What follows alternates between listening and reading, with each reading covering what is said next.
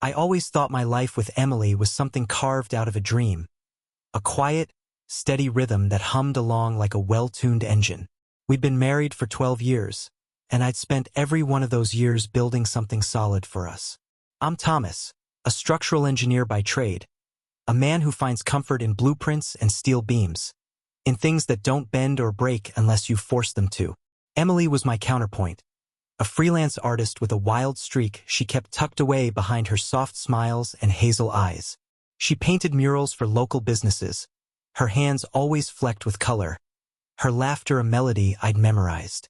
We lived in a modest house on the edge of town, a place with creaky floors and a backyard that stretched into a tangle of woods. It was ours, and I loved it. The trouble started, or maybe it had always been there, simmering, when Emily took on a new project last spring.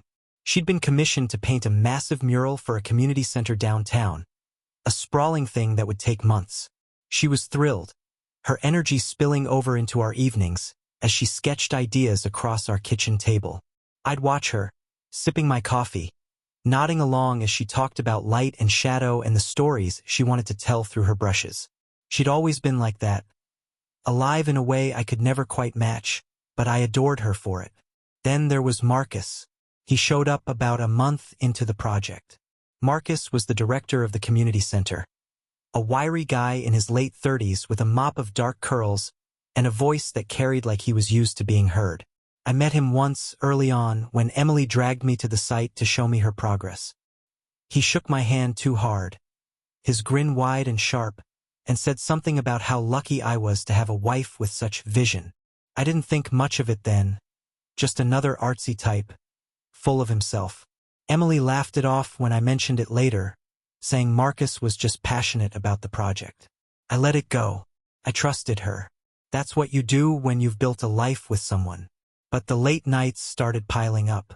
Emily would come home long after the sun had dipped below the horizon, her clothes streaked with paint, her hair a mess. She'd kiss me quick on the cheek, muttering about deadlines, then collapse into bed without much talk. I'd lie there beside her, staring at the ceiling, wondering why her exhaustion felt different, like it was hiding something. I told myself it was nothing. Projects like this took a toll, and I wasn't the kind of man to hover or doubt. I'd always given her space to breathe, to be herself. That's what she loved about me, she'd said once. So I swallowed the unease and kept going work, home, repeat.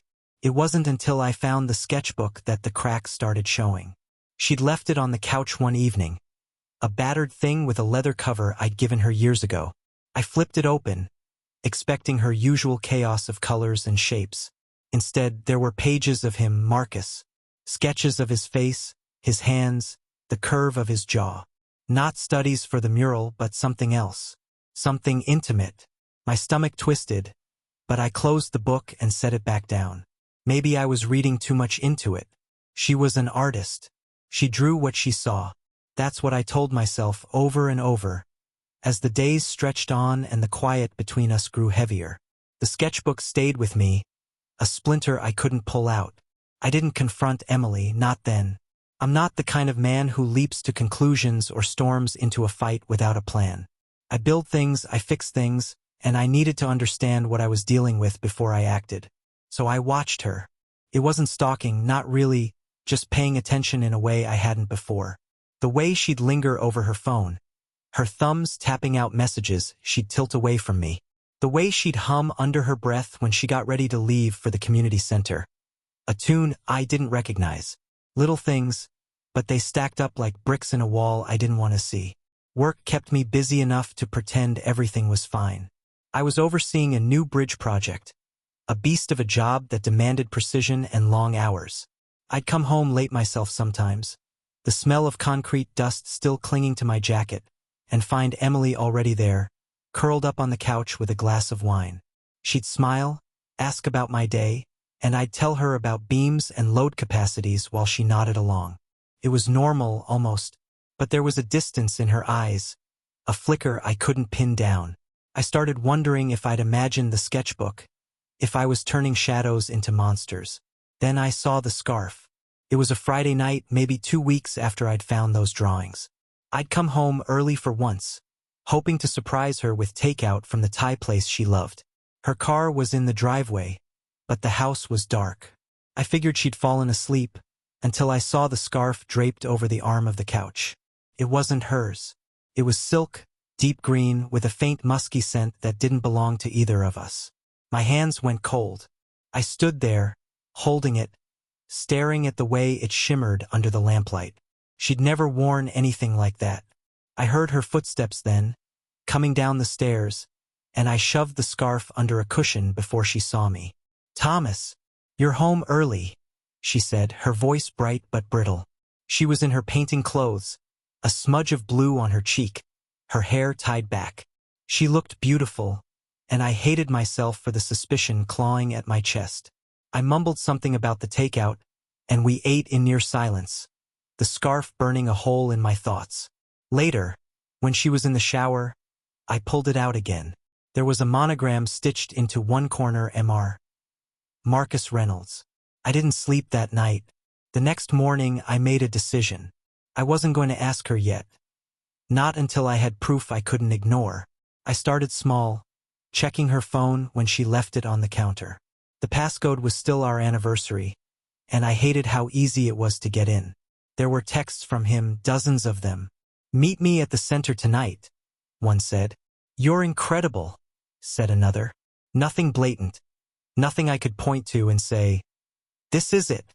But it was enough to make my skin crawl. I put the phone back and went to work, my hands shaking as I gripped the steering wheel. I needed more. I needed to see it for myself. Seeing it for myself became an obsession, though I didn't admit it then. I told myself I was just being thorough, like I'd be with a bridge design, checking every angle, every stress point, before deciding what held up and what didn't. Emily's late nights were my starting point. She'd leave around 6, saying she needed to finish a section of the mural before the weekend. I'd nod, kiss her forehead, and watch her drive off, her taillights disappearing into the dusk. Then I'd wait. Half an hour, sometimes an hour, before I'd grab my keys and follow. The community center was a low, sprawling building with big windows and a parking lot that emptied out after dark. I'd park a block away, under a busted streetlight, and watch. Most nights, her car was there, alone except for a beat-up sedan I didn't recognize. I'd sit in my truck, the engine off, the windows cracked, and wait for something, anything, to confirm what I already knew. The first few times, nothing happened. She'd come out around 10, climb into her car, and drive home. I'd trail her at a distance, feeling like a fool, and slip into bed beside her like nothing was wrong. But then there was the night that changed everything. It was a Tuesday, cold for spring, the air sharp with the promise of rain. I'd parked in my usual spot, my breath fogging the windshield, when I saw the sedan pull in. Marcus got out, his curls bouncing as he jogged to the side entrance. My chest tightened, but I stayed put. 10 minutes later, Emily's car rolled into the lot. She didn't go inside right away. She sat there, her silhouette still, until Marcus appeared at her window. They talked, or argued, I couldn't tell, before she got out and followed him into the building. The lights in the main hall stayed off, but a glow flickered from a smaller room in the back. I don't know how long I sat there, my hands clenched around the steering wheel, before I moved. I slipped out of the truck, my boots silent on the asphalt, and crept toward the building. The back room had a window, high and narrow, but I could reach it if I stood on a crate I found nearby. My heart was a hammer in my chest as I peered through the glass. They were there, Emily and Marcus, tangled together on a drop cloth spread across the floor. Her hands were in his hair, his on her waist, their movements frantic and familiar in a way that made my stomach lurch. I didn't need to see more. I stumbled back, the crate tipping under me, and barely made it to my truck before the nausea hit. Driving home, I couldn't think straight. The image burned into me, my wife, my Emily, with him. It wasn't just the act, though that was bad enough. It was the ease of it, the way they fit together like they'd done it before, like it was theirs. I got home, poured a whiskey, and sat in the dark until she walked in at midnight. She smelled like paint and something else, something musky I couldn't unknow. "Long night?" I asked, my voice steady somehow. She nodded, yawning, and went upstairs. I finished the bottle.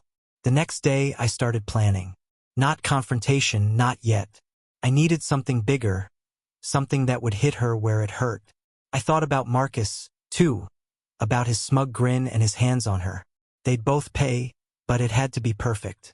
I spent hours at work sketching, not bridges but ideas, ways to unravel them, to make them feel what I felt. It was cruel what I came up with, but I didn't care. They'd built this mess. I'd tear it down. The days after that night blurred into a haze of rage and calculation.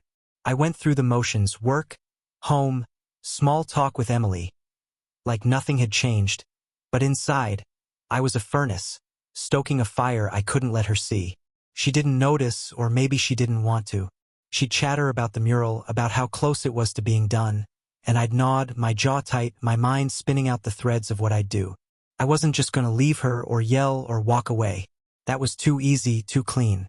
I wanted her to feel the weight of what she'd done, to carry it like I did. And Marcus, he'd get his own reckoning. I started digging.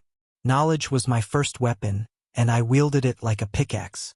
At work, I'd sneak time between meetings to search for Marcus online. His life unfolded in fragments, LinkedIn profiles, old articles about the community center, a few photos from local events. He was divorced, no kids, lived in a loft downtown. Nothing too useful yet, but I kept going. Then I turned to Emily's world. Her phone was a goldmine, though I hated touching it now. Late at night, when she slept, I'd scroll through her messages, her emails, piecing together their timeline. They'd been meeting for months. Coffee dates she'd never mentioned. Work sessions that stretched into the early hours. She'd even sent him pictures, candid shots of herself smiling. Her hair loose, her eyes bright. Things she used to send me. The betrayal wasn't just physical. It was deeper. A theft of something I'd thought was ours alone. That's what made it unusual, I suppose. It wasn't some fleeting thing, some stumble in a moment of weakness. It was deliberate, layered, a whole other life she'd built behind my back. I found a note in her sketchbook once, tucked between pages, a scribbled "M tomorrow 8" in his handwriting. She'd kept it like a treasure. I burned it in the sink, watching the edges curl, and told her I'd spilled coffee when she asked about the smell. The plan took shape slowly, piece by piece, like one of my blueprints. I needed something that would strip them bare, expose them in a way they couldn't escape. Divorce wasn't enough. Too quiet, too private. I thought about humiliation, about turning their little secret into a spotlight they couldn't dodge. The community center was their stage, so that's where I'd start. I spent nights sketching out ideas, my engineer's mind turning cold and precise. I'd use what I knew: structure, pressure, collapse, to bring them down. Not literally, not yet, but figuratively. I'd make them unravel. Emily noticed something was off, I think. One evening, she set her wine glass down and looked at me, her brow furrowed. "You okay, Thomas? You've been quiet." I forced a smile, said work was tough, and she bought it, or pretended to. She didn't push, just kissed my cheek and went back to her sketching. I watched her hands move, the same hands that had touched him, and felt the fire flare again. I wasn't ready to show my cards, but I was close. I needed one more piece, one more lever to pull. And then I found it. A detail so perfect, so cruel, it almost made me laugh. The lever came in the form of Marcus's ex-wife, Tara. I'd stumbled across her name in an old article about the community center's opening, a passing mention of their messy split. It took some digging, public records, a few discreet searches on X, but I tracked her down. She lived an hour away, in a small town where she ran a bakery. I drove there on a Saturday, telling Emily I had a site visit for work. The lie came easy, and she waved me off with a smile, her easel already set up in the living room. I hated how normal it felt, how she could still play the part while I was falling apart. Tara was a wiry woman with sharp blue eyes and flour-dusted hands.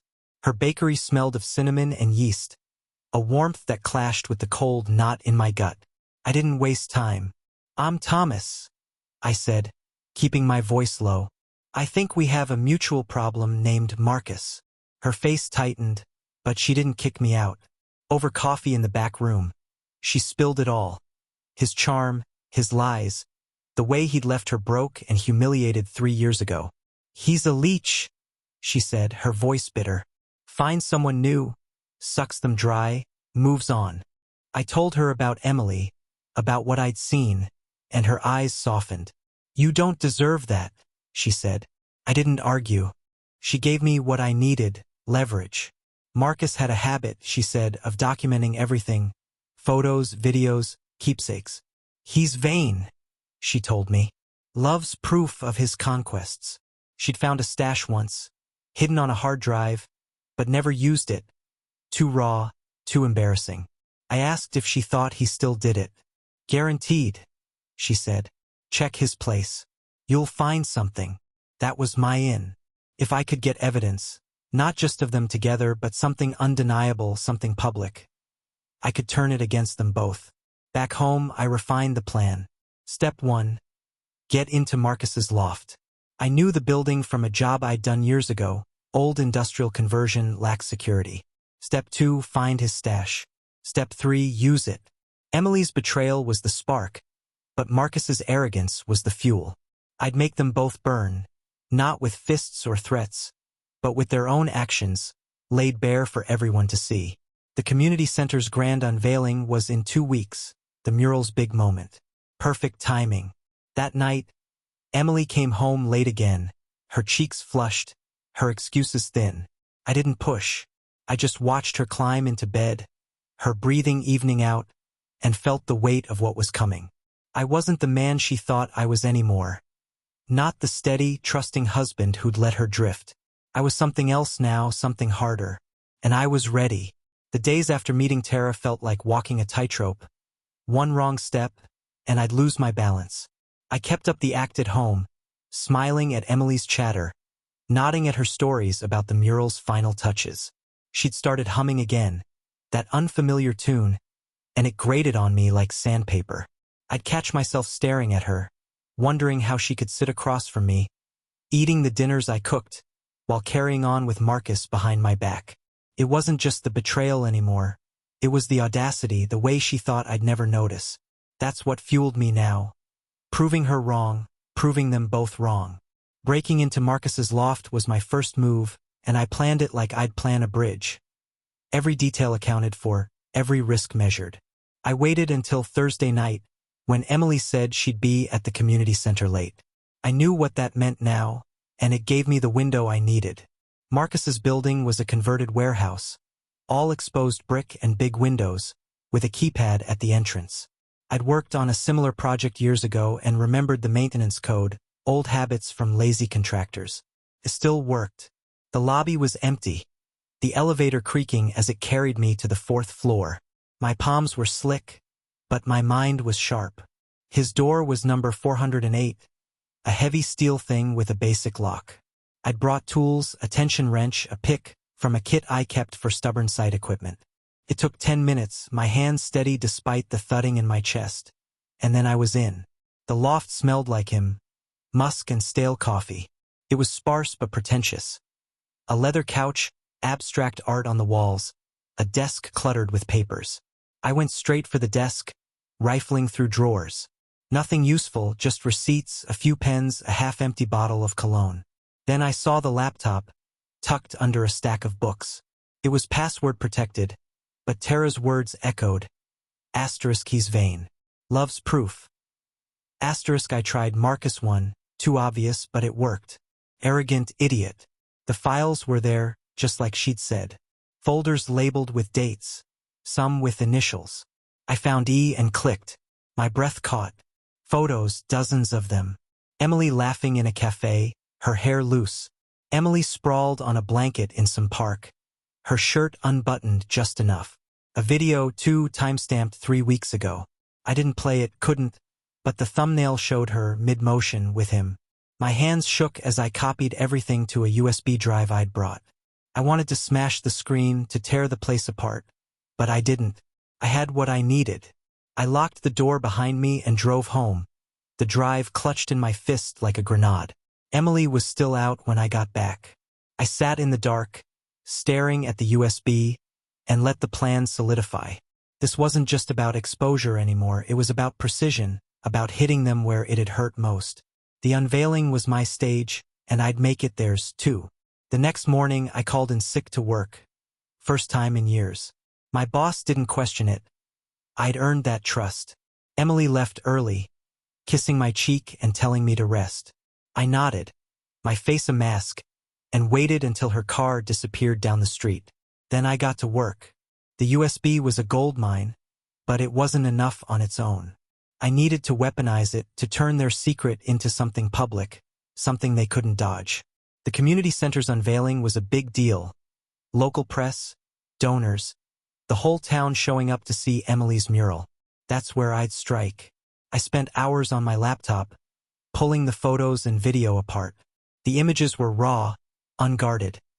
Emily in moments she'd never shown me, her eyes bright with something I didn't recognize. The video was worse.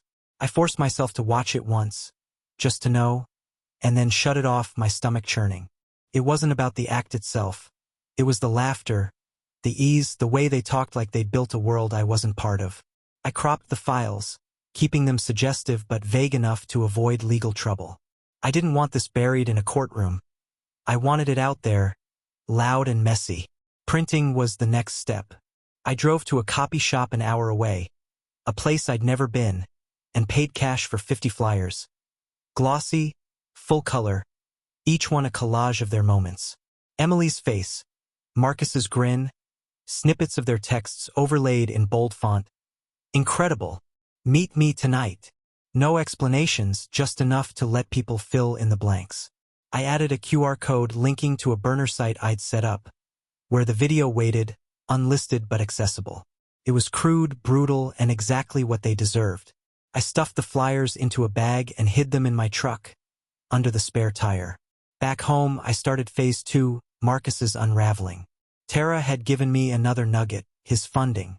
The community center ran on grants, and he'd bragged to her once about fudging numbers to keep the cash flowing. I couldn't prove it yet, but I didn't need to. Doubt was enough. I drafted an anonymous email to the center's board, hinting at financial irregularities and suggesting they check his records. I sent it from a throwaway account routed through a VPN. It wouldn't hold up under scrutiny, but it'd plant a seed. If they dug, they'd find something. He wasn't smart enough to cover his tracks. Emily came home that night, oblivious, and asked how I was feeling. Better, I lied, pouring her a glass of wine. She smiled, oblivious to the storm I was brewing. I almost felt sorry for her, almost. The week before the unveiling was a blur of preparation and pretense. I went back to work, burying myself in the bridge project to keep my hands busy and my mind sharp. Emily was in her element, flitting around the house with paint-stained jeans and a glow I used to think was for me. She'd ramble about the event, how the mayor would be there, how the mural was her best work yet. I'd nod, my stomach twisting, and imagine the look on her face when it all came crashing down. Marcus, too. He'd be there, preening for the crowd, unaware of the trap I'd set. I tested the QR code a dozen times, making sure the site loaded fast, the video crisp. I'd edited it down. 30 seconds of damning footage, her voice clear, his hands unmistakable. The flyers sat ready in my truck, a ticking clock I couldn't ignore. I'd scatter them the night before, let the wind and curious hands do the rest. The email to the board was already sent, and I'd seen a reply in my throwaway inbox. Tersely worded, asking for more info. I didn't respond. They'd poke around on their own, and that was enough. Thursday night, Emily stayed late again. I didn't follow her this time. I didn't need to. Instead, I drove downtown, parking near the community center. The lot was empty except for her car and his sedan, their silhouettes moving behind the back window. I didn't watch. I just sat there, letting the anger settle into something cold and solid. On the way home, I stopped at a gas station and bought a cheap prepaid phone. It'd be my backup, my way to stir the pot if the flyers weren't enough. I texted a single word to Marcus's number. Pulled from Emily's phone weeks ago. Caught. No reply came, but I didn't expect one. It was a pebble in his shoe, an itch he couldn't scratch. Friday, I finalized everything. I wrote a script for the unveiling, a speech I'd never give but needed ready. It was simple. I'd step up, thank the crowd, then drop the bomb, announce a special tribute, and let the flyers in sight do the talking. Emily would be there, Marcus too, and they'd have no time to react. I rehearsed it in the mirror, my voice steady, my face blank. Felt good, like laying the last beam on a structure I'd built to last.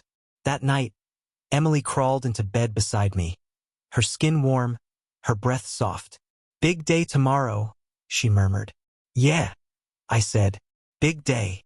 The morning of the unveiling dawned gray and heavy, the sky pressing down like it knew what was coming. Emily was up early, buzzing with nervous energy, her hair pinned back, her dress a deep blue she'd picked for the occasion. "You're coming, right?" she asked, adjusting her earrings in the mirror. "Wouldn't miss it," I said, and she smiled, oblivious to the weight in my voice. I showered, shaved, put on a suit, dark gray, sharp lines. I looked like a man ready for a celebration, not a demolition. The flyers were in my truck, the prepaid phone in my pocket, the USB a backup in my jacket. I was ready. We drove separately. She had to be there early, and I said I'd finish some work first. She kissed me goodbye in the driveway, her lips soft, and I let her go without a word. I waited until she was out of sight, then grabbed the bag of flyers. It was 9 a.m., 3 hours before the event. I hit the streets around the community center, quiet residential blocks, a park, a coffee shop buzzing with Saturday chatter. I scattered the flyers like seeds, tucking them under windshield wipers, pinning them to bulletin boards, letting a few flutter into the wind. People would find them. People always do. By 11, I was parked a block away, watching the crowd gather. The center's lot was filling up, cars, kids, locals in their weekend best. Emily's mural loomed over it all, a riot of color I'd once admired. Now it just looked like a lie. I saw Marcus arrive, his sedan pulling in, his stride cocky as he greeted people. My phone buzzed, the prepaid one. A text from his number. "Who is this?" I didn't reply. Let him squirm. I walked in at 11:45, blending into the crowd. Emily spotted me and waved, her face bright. I nodded back, my hands in my pockets, the script memorized. The mayor kicked things off, droning about community spirit. Then Marcus took the mic, all charm and teeth, thanking the donors, praising Emily's vision. She joined him, blushing as the crowd clapped. I waited. My moment came when they called me up, her husband, the supportive shadow. I stepped forward, the mic cool in my hand. "Thanks for having me." I started, my voice steady. "Emily's worked hard on this. So has Marcus. And I've got a little tribute to share." I paused, letting the silence stretch. "Check your cars, your bags. There's a surprise out there. A story about dedication." I saw Emily's smile falter, Marcus's brow crease. I stepped back, handed the mic off, and watched the ripple start. People murmured, some already pulling out phones, scanning the QR codes from flyers they'd found. The chaos didn't erupt all at once. It crept in, slow and jagged, like cracks spreading through concrete. I stood off to the side, arms crossed, as the crowd shifted. A woman near the front gasped, her hand flying to her mouth as she stared at her phone. A man a few feet away muttered something sharp, showing his screen to his wife. Emily was still up front, thanking the mayor, when she noticed the change, the whispers, the sidelong glances. Marcus froze mid-clap, his eyes darting to the edges of the gathering where people were peeling away, flyers in hand. I timed it right. The flyers had spread just enough. Under wipers on benches, clutched by curious kids who'd handed them to parents. The QR code was the kicker. Phones were out everywhere now, the video loading on dozens of screens. I didn't need to see it again to know what they were watching. Emily's laugh, Marcus's hands, 30 seconds of truth they couldn't unmake. Her voice carried over the murmurs, faltering as she asked, "What's going on?" No one answered her directly. They didn't have to. Marcus moved first, pushing through to a cluster of donors, his face tight. "It's a prank," I heard him say, his laugh forced. Someone's idea of a joke. But the donors stepped back, their expressions souring.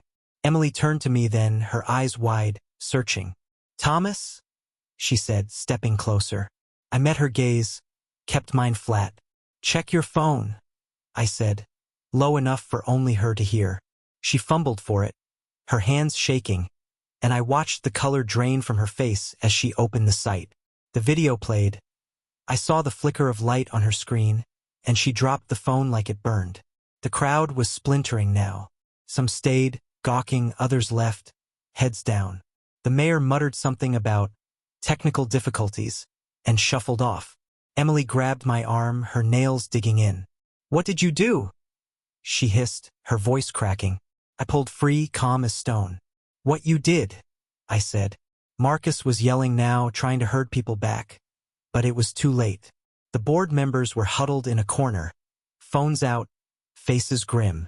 My email had done its work. They'd be digging into his books by Monday.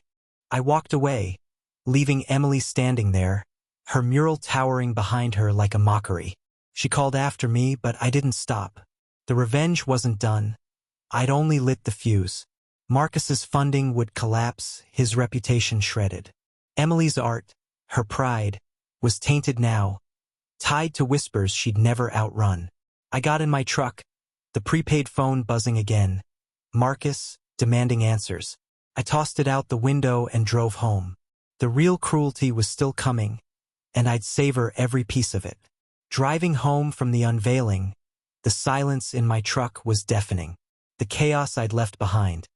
The murmurs, the stares, Emily's broken voice calling my name. Played on a loop in my head, but I didn't feel triumph yet. It was too soon. The flyers, the video, the email to the board, they were just the opening salvo, the first cracks in the foundation. I'd spent years building things to last, and now I was tearing something down with the same precision. Emily and Marcus weren't finished suffering, and I wasn't finished breaking them. When I got home, the house felt hollow. Her easel stood in the living room, a half-finished sketch pinned to it.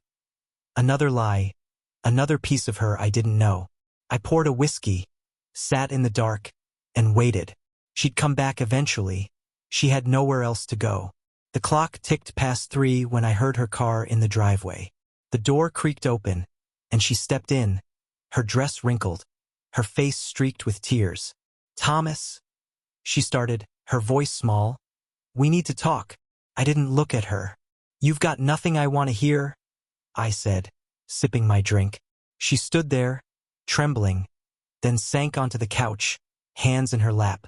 She tried anyway. It wasn't what you think, she said, the words tumbling out.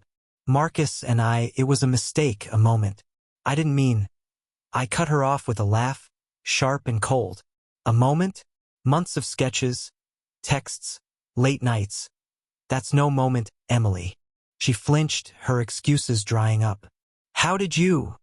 She began, then stopped, realizing the depth of what I'd done. You humiliated me, she whispered, in front of everyone. I set the glass down, finally meeting her eyes. You humiliated yourself, I said. I just turned on the lights. She didn't fight back. Not then. She just sat there, deflated, while I laid out the next piece. I'm not done, I told her. You and Marcus built this. You'll both feel it collapse. Her head snapped up, fear flickering in her gaze. What else are you going to do? She asked. I didn't answer, just stood, grabbed my keys, and left her there. I had work to finish, and it started with Marcus. He'd gotten off too easy so far, scrambling to save face while I dismantled his world. That wouldn't stand. I drove to his loft, the prepaid phone replaced with a new one I'd picked up. I texted him from the lot, "Look outside."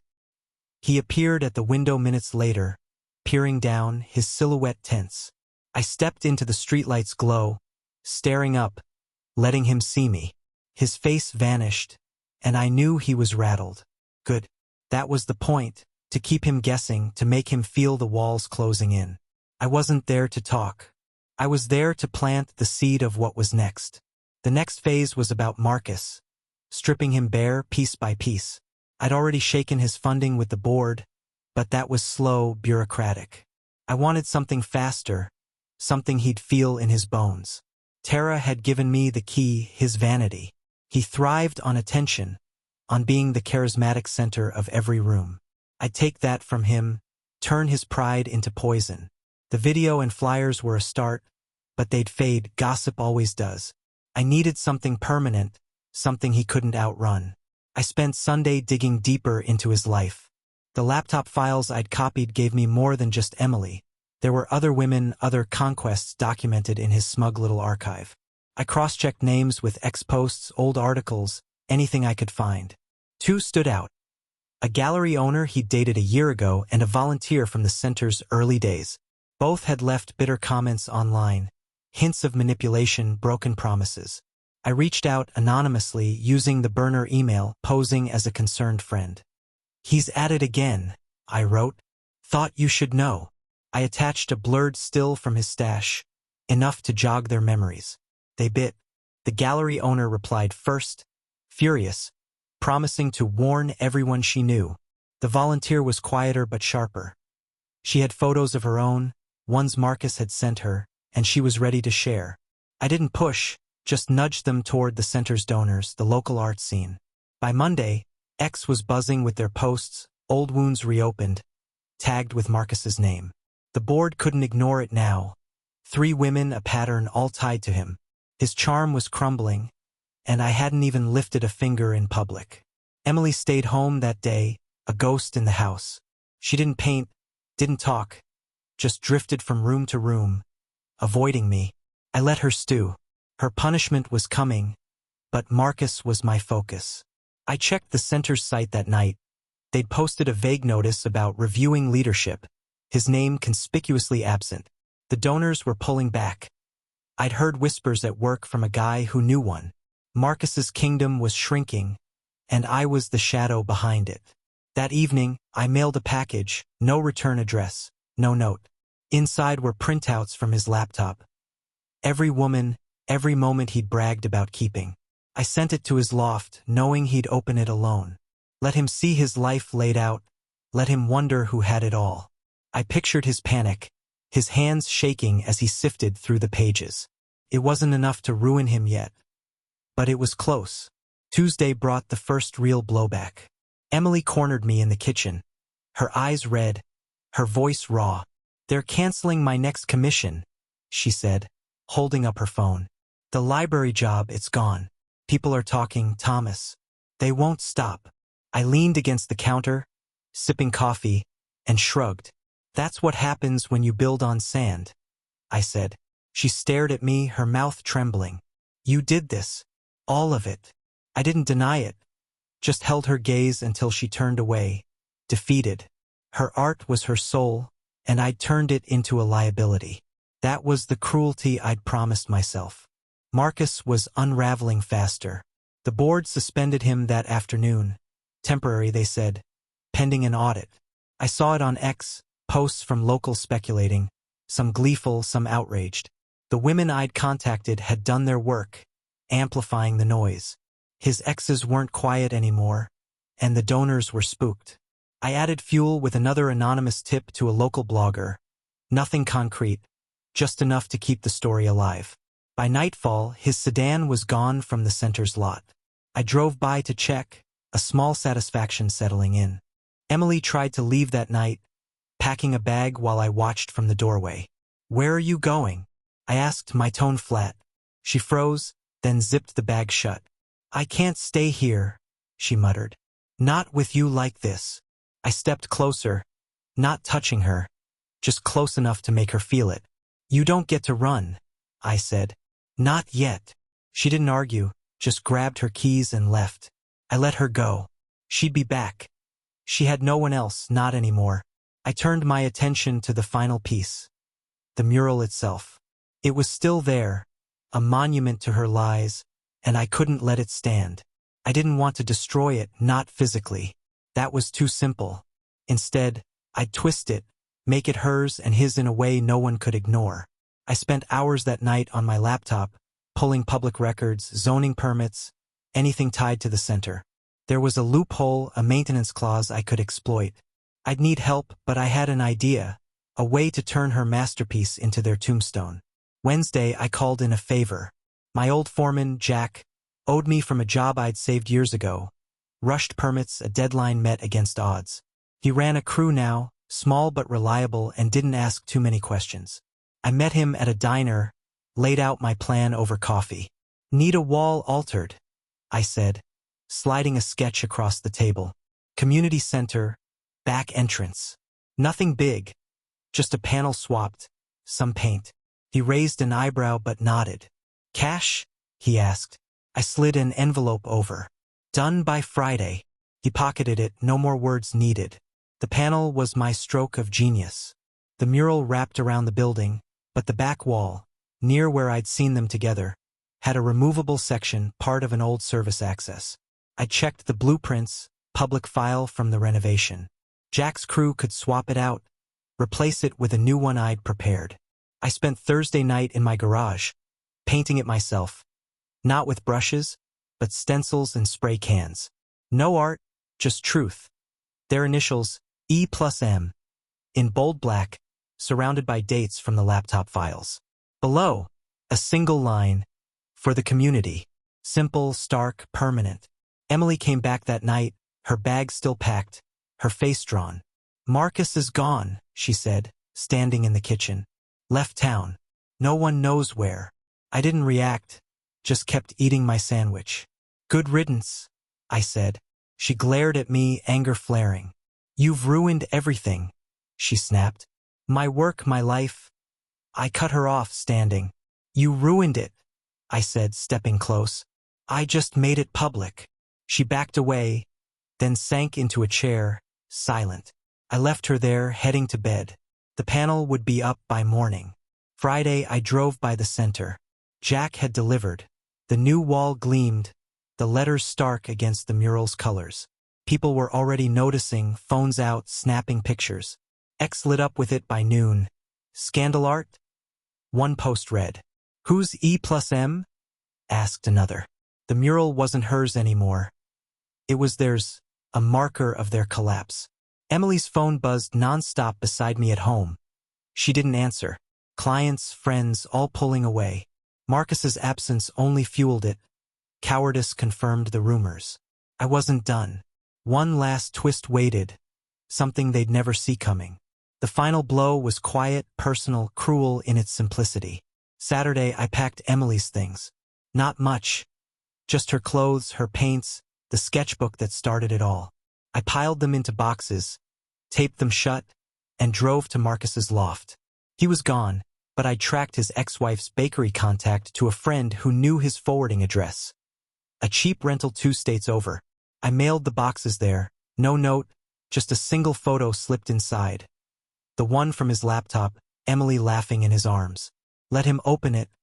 Let him see her life dumped on his doorstep. Let her wonder where it went when she tried to reclaim it. Back home, I changed the locks. Emily showed up Sunday, banging on the door, her voice shrill. Thomas, let me in. I opened it a crack, just enough to hand her a folder. Divorce papers already signed. You're free, I said. Go find him. Her eyes widened, then narrowed. You're a monster, she spat. I shrugged. You made me one.